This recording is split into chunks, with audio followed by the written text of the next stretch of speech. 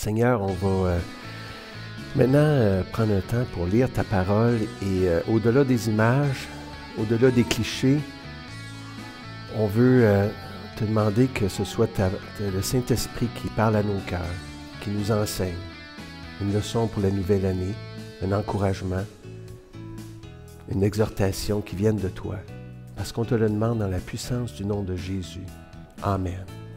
Alors, c'est l'histoire de Naaman. Est-ce qu'il y en a qui connaissent l'histoire de Naaman? Oui. De garder la foi quand les autres ne croient plus en Dieu. Dans 2 Rois, chapitre 5, au verset 1. Naaman, chef de l'armée du roi de Syrie. Alors, c'était un pays ennemi. C'était le chef de l'armée du roi de Syrie, donc c'était quelqu'un de très important. Si le pays était ennemi, le chef du roi de l'armée du roi, excusez, c'était un ennemi important aussi. Jouissait de la faveur de son maître, c'est-à-dire le roi, et d'une grande considération. Ça veut dire qu'il l'aimait beaucoup. Pourquoi?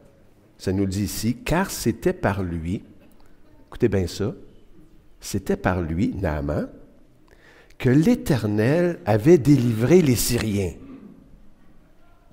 Est-ce que ça vous soulève une question, ça? Qu'est-ce que l'Éternel avait à faire à aider le chef de l'armée du roi des ennemis d'Israël? Hein? Bonne question? Qu'est-ce que l'Éternel il faisait à aller aider les ennemis d'Israël? On va continuer, on garde notre question à l'esprit. Mais cet homme fort et vaillant était lépreux. Il n'y avait peut-être pas pire maladie que ça, là, tu sais, une crise cardiaque, bon, tu meurs, puis ça finit là. Mais lépreux, c'était une maladie à long terme. On ne connaît pas vraiment ça dans nos pays, beaucoup. Mais j'ai mis quelques photos ici pour les enfants. Peut-être c'est pour ceux qui ne sont pas là le matin. C'est une maladie contagieuse. Et puis probablement qu'il n'y avait pas un stage très avancé, OK? Mais ça se propage, donc c'est très contagieux aussi. C'est une désensibilisation des nerfs. Fait que là, tu touches de quoi, ça ne te fait plus rien, tu ne sens plus rien. Mais là, tu as des blessures, tu ne sens plus rien aussi. Tu ne prends pas soin de toi. Et puis, des fois, tu vois, les doigts ils se désagrègent, se désintègrent, le nez part, là, c'est très chic. Tu deviens aveugle aussi. Fait que, alors là, notre ami, le chef de l'armée du roi, était lépreux. Or, les Syriens étaient sortis par troupes. Ils sortaient, ils se mettaient en gang, puis là, ils allaient attaquer Israël, c'était bien le fun pour eux autres. Et ils avaient amené captive une petite fille du pays d'Israël, qui était au service de la femme de Naaman. Alors, c'est triste quand même, tu sais, c'est une petite fille comme ça qui se fait capturer, enlever, et qui devient l'esclave, mais pas l'esclave de n'importe qui, c'était de la femme du chef de l'armée du roi de Syrie. Alors, on la voit là, mais c'est juste des images, mais je pense que c'est bon, moi ça me fait du bien, c'est de réfléchir à ça, de dire, ouais, c'était quand même pas facile. Tu as perdu toute ta famille, tu es juste une petite fille, peut-être tes frères se sont fait tuer, peut-être tu as vu tes frères te faire tuer. Peut-être qu'il y en a des sœurs, des frères qui sont rendus dans d'autres maisons que tu ne connais plus, ta mère, ton père, tu l'as perdu. Puis là, tu te retrouves à travailler chez les ennemis. C'est pas facile. Et l'attaque aussi devait être assez récente, ça faisait pas 30 ans parce que c'était une petite fille.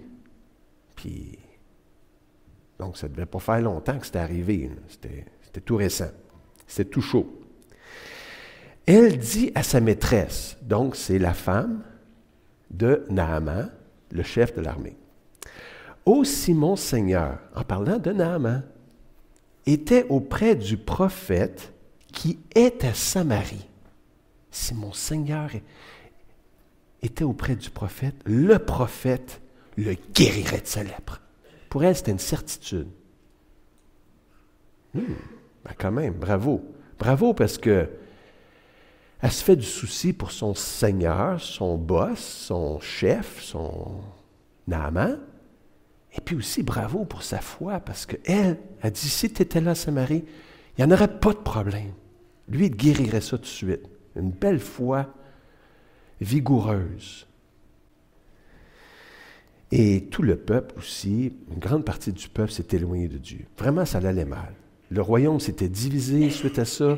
Et dans le nord, où habitait Élisée, où habitait le roi dont on va parler, où avait été Naaman, c'était vraiment très éloigné.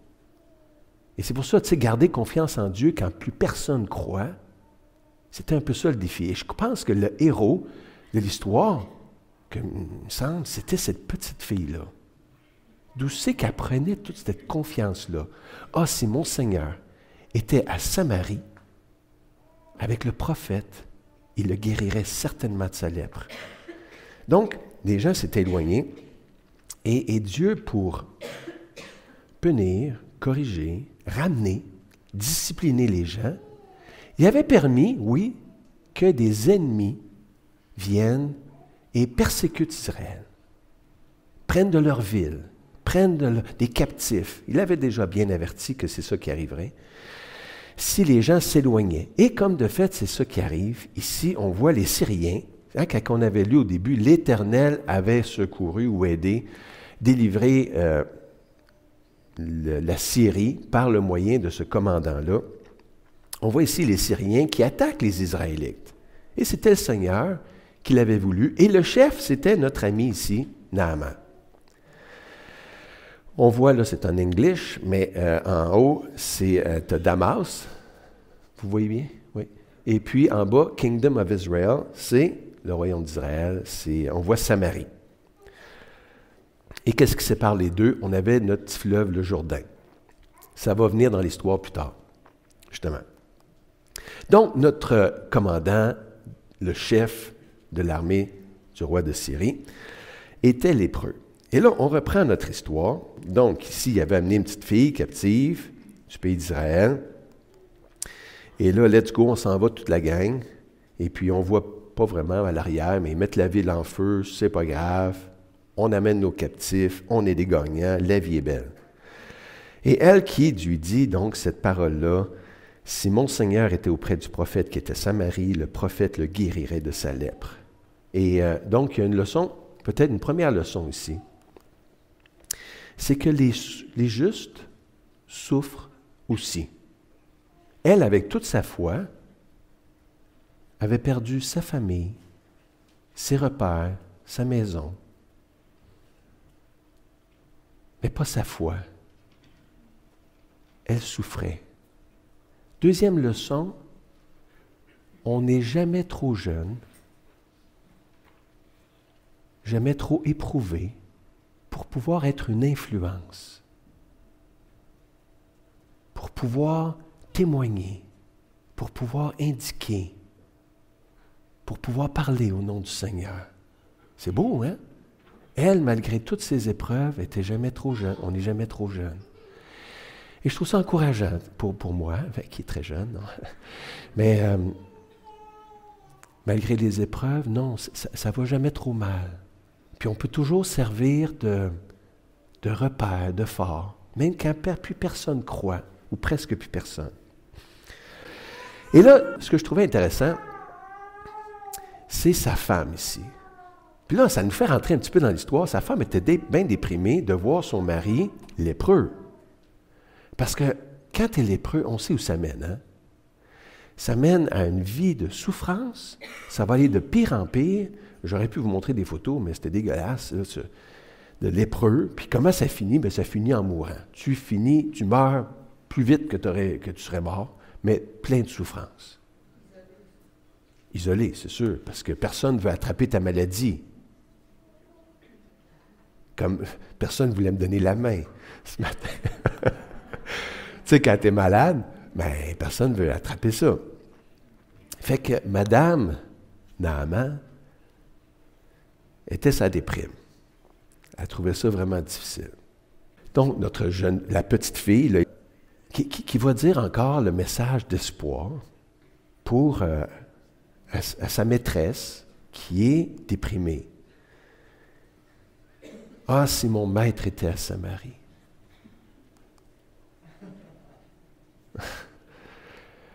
Si mon maître était à Samarie, certainement il le guérirait de sa lèpre.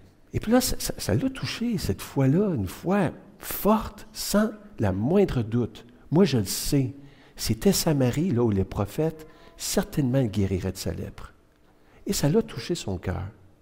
Et des fois, on ne sait pas là, à qui, des fois, les plus improbables des convertis. Tu sais, tu parles, tu es dans la famille du chef de l'armée du roi de Syrie. Voyons donc comme si ça va se convertir. Mais oui, mais les plus improbables, des fois, la parole de Dieu touche son cœur.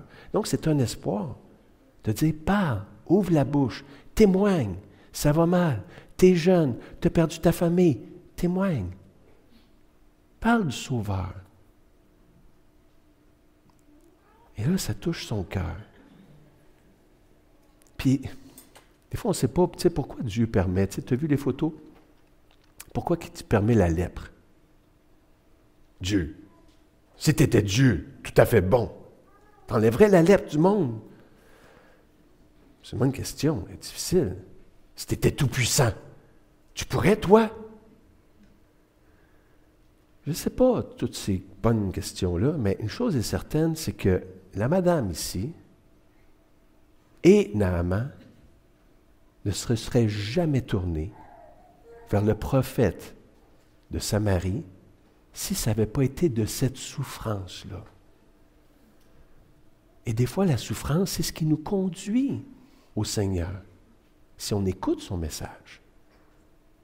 C'est fait comme pour nous amener tranquillement, gentiment, des fois difficilement, mais à nous conduire au Seigneur. Fait qu'elle, dans sa déprime, elle entend ce message-là, et puis là, elle dit, « Naaman, mon chéri, viens donc ici une minute. » Et puis, on voyait un peu, lui aussi, sa déprime, peut-être, qui dit, « Ouais, qu'est-ce qu'il y a? » Fait qu'elle raconte ça, cette histoire-là.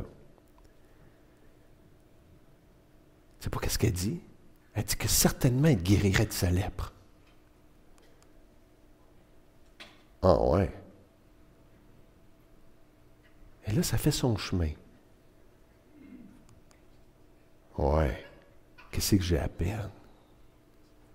Ouais. Ma vie, qu'est-ce qu'est ma vie? Si je continue de même, je vais tout perdre. Puis là, ça fait son chemin. Fait qu'il va voir son boss, le roi de Syrie, puis il raconte ça. On lit, Naaman alla dire à son maître, « La jeune fille du pays d'Israël a parlé de telle et telle manière. » Et le roi de Syrie dit, « Mais va, rends-toi à Samarie, et j'enverrai une lettre au roi d'Israël. Pas de problème. » Il partit, prenant avec lui 10 talents d'argent, c'est une fortune, 6 000 cycles d'or et 10 vêtements de rechange. Ben, tu sais, c'était des vêtements de fête, là. C'était des beaux vêtements. C'est sûr qu'il y avait quelque chose d'embarrassant là-dedans, d'aller demander une faveur aux losers. Tu sais, tu es le grand victorieux, tu es le chef de l'armée du roi de Syrie. J'aurais besoin d'une petite faveur. C'est gênant un petit peu. Et on voit aussi la mentalité ici, le roi commande aux guérisseurs. Tu sais, dans son pays, c'était tout comme des sorciers ou des affaires de même, la sorcellerie ou la magie. Mais comment ça marchait? C'est que quand tu veux quelque chose, tu commandes, puis ils vont te le faire. Mais ça ne marchait pas tout à fait comme ça avec le vrai Dieu. Mais ça nous laisse voir, en tout cas, il fait tout son trésor.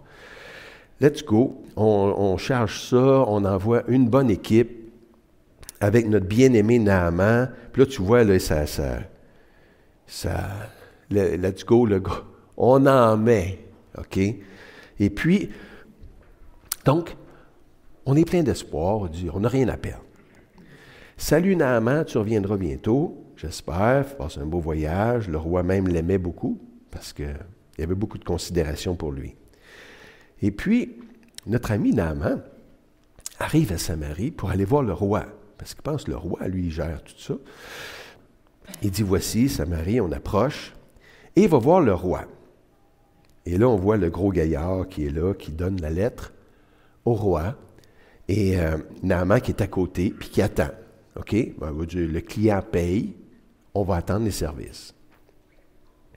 Et il porta au roi d'Israël la lettre où il était dit, « Maintenant, quand cette lettre te sera parvenue, tu sauras que je t'envoie Naaman, mon serviteur, afin que tu le guérisses de sa lèpre. » Pas compliqué. En tout cas, c'était clair. OK. Fait que là, lui, notre ami le roi, après avoir lu la lettre, le roi d'Israël déchira ses vêtements. Pourquoi est-ce qu'il faisait ça? Scandalisé, fâché, quand tu ne savais plus quoi faire. Tu déchirais tes vêtements. Quand ça allait vraiment mal, c'était la chose à faire. Bon. On ne connaît pas ça comme habitude, mais on peut se mettre dans l'idée là, que ça allait mal pour lui, là, les fils se touchaient. OK? Déchira ses vêtements et dit, « Suis-je Dieu pour faire mourir et pour faire vivre? » Pourquoi est-ce qu'il dit ça?